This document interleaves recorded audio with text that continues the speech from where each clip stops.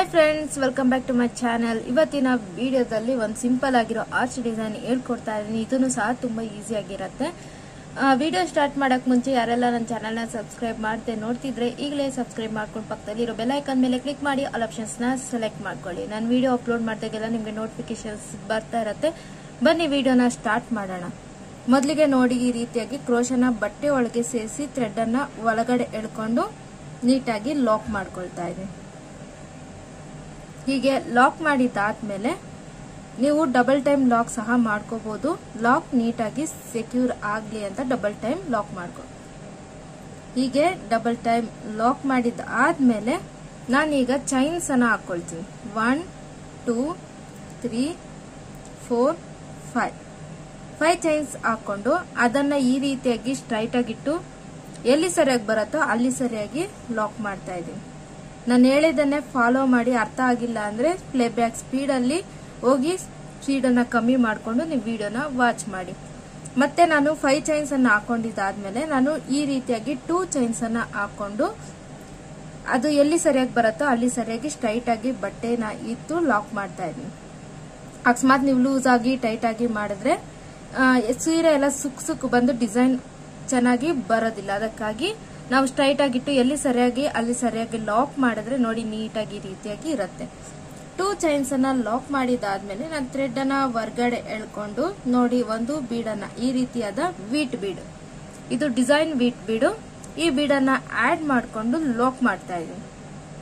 Lock ಮಾಡಿದಾದ್ಮೇಲೆ ಮತ್ತೆ thread ಅನ್ನ ಎಳ್ಕೊಂಡು ಮತ್ತೆ ಒಂದು ವೀಟ್ ಬೀಡನ್ನ ಆಡ್ ಮಾಡ್ಕೊಳ್ತಾ ಇದ್ದೀನಿ. ಮತ್ತೆ ಒಂದು ವೀಟ್ ಬೀಡನ್ನ ಆಡ್ ಮಾಡಿದಾದ್ಮೇಲೆ ಅದನ್ನ ಸಹ ಈ ರೀತಿಯಾಗಿ ಲಾಕ್ ಮಾಡ್ಕೊಳ್ತಾ ಇದ್ದೀನಿ. ಲಾಕ್ ಮಾಡ್ಕೊಂಡು ಹೀಗೆ ವಿ ಶೇಪ್ ಅಲ್ಲಿ ಬರೋ ತರ ಇಟ್ಕೊಳ್ತಾ ಇದ್ದೀನಿ. ವಿ ಶೇಪ್ ಅಲ್ಲಿ ಬರೋ ತರ ಇಟ್ಕೊಂಡು ಅದನ್ನ ನಾನು ಬಟ್ಟೆಗೆ ನೀಟಾಗಿ ಲಾಕ್ ಮಾಡ್ಕೊಳ್ತಾ ಇದ್ದೀನಿ. ಹೀಗೆ ಲಾಕ್ ಮಾಡಿದ ಆದ್ಮೇಲೆ ನಾನು 2 ಚೈನ್ಸ್ ಹಾಕೊಳ್ತಾ ಇದ್ದೀನಿ. ಇಲ್ಲಿ ಸ್ಟಾರ್ಟಿಂಗ್ ಅಲ್ಲಿ ನಾನು 2 ಚೈನ್ಸ್ ಹಾಕಿದ್ದೆ ಬೀಡ್ ಆಡ್ ಮಾಡಕ್ ಮುಂಚೆ. ಇಲ್ಲಿನೂ ಸಹ ಅದೇ ರೀತಿ ಬೀಡ್ ಆಡ್ ಮಾಡಿದಾದ್ಮೇಲೆ 2 ಚೈನ್ಸ್ ಹಾಕೊಂಡು ಲಾಕ್ ಮಾಡ್ಕೊಳ್ತಾ ಇದ್ದೀನಿ. ಲಾಕ್ ಮಾಡಿದಾದ್ಮೇಲೆ ನಾನು 5 ಚೈನ್ಸ್ ಹಾಕೊಳ್ತಾ ಇದ್ದೀನಿ. 1 2 3 4 5 ಈ ರೀತಿಯಾಗಿ 5 ಚೈನ್ಸ್ ಹಾಕೊಂಡು ಸ್ಟ್ರೈಟ್ ಆಗಿಟ್ಟು ಅದೆಲ್ಲಿ ಸರಿಯಾಗಿ ಬರುತ್ತೋ ಅಲ್ಲಿ ಸರಿಯಾಗಿ ಲಾಕ್ ಮಾಡ್ಕೊಳ್ತಾ ಇದ್ದೀನಿ.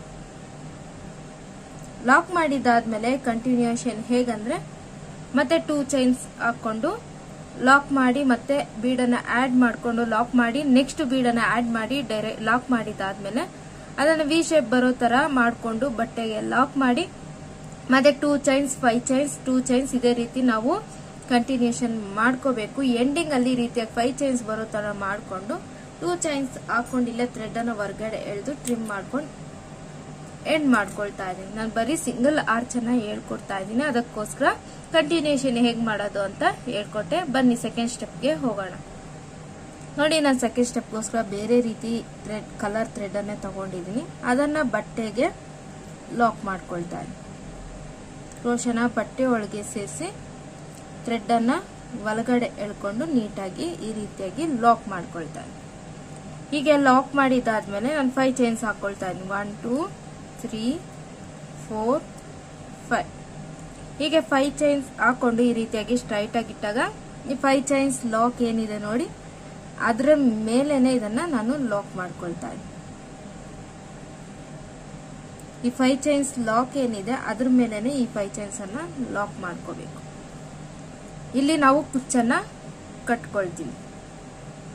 ಈಗ ಏನ ಮಾಡ್ಬೇಕಂದ್ರೆ ಕ್ರೋಶ ಮೇಲಿಂದ ಥ್ರೆಡ್ ನ ತಗೊಂಡು ಈ ಬೀಡ್ ಬ್ಯಾಕ್ ಸೈಡ್ ಥ್ರೆಡ್ ಏನ್ ಕಾಣ್ತಿದೆ ನೋಡಿ ಈ ರೀತಿಯಾಗಿ ಎಳ್ಕೊಂಡು ಅದರೊಳಗೆ ಕ್ರೋಶನ ಸೇರಿಸಿ ಥ್ರೆಡ್ ಅನ್ನ ಹೊರಗಡೆ ಎಳ್ಕೊಂಡು ಈ 2 ಚೈನ್ಸ್ ಎಷ್ಟು ಗ್ಯಾಪ್ ಇದೆ ಅಷ್ಟಕ್ಕೆ ನಾನು ಕಂಬನ ಮಾಡ್ಕೊಳ್ತಾ ಇದ್ದೀನಿ. ಮತ್ತೆ ಕ್ರೋಶ ಮೇಲಿಂದ ಥ್ರೆಡ್ ನ ತಗೊಂಡು same bead back side thread ಏನಿದೆ ಅಲ್ಲಿಂದ ಹೊರಗಡೆ ಎಳೆದು ಫಸ್ಟ್ 2 ಲೂಪ್ಸ್ ಮತ್ತೆ 2 ಲೂಪ್ಸ್ 1 ಮಾಡ್ಕೊಂಡು ಈ ರೀತಿಯಾಗಿ ಒಂದು ಕಂಬ ಆಗತ್ತೆ. ಇದೇ ರೀತಿ ನಾವು ಇಲ್ಲಿ ಏನು ಬೀಡ್ ಬ್ಯಾಕ್ ಸೈಡ್ ಥ್ರೆಡ್ ಇದೆ ಅದಕ್ಕೆಲ್ಲ ನಾವು ಕಂಬಗಳನ್ನ ಹಾಕೊಳ್ತಾ ಫಿಲ್ ಮಾಡ್ಕೋಬೇಕು. ಎಲ್ಲಾ ಕಂಬಗಳು ಒಂದೇ ರೀತಿ ಯೂನಿಫಾರ್ಮ್ ಆಗಿ ಬರೋ ತರ ಮಾಡ್ಕೋಬೇಕು. ನಾನು ಟೋಟಲಿ ಇಲ್ಲಿ 9 ಕಂಬಗಳನ್ನ ಹಾಕೊಳ್ತೀನಿ.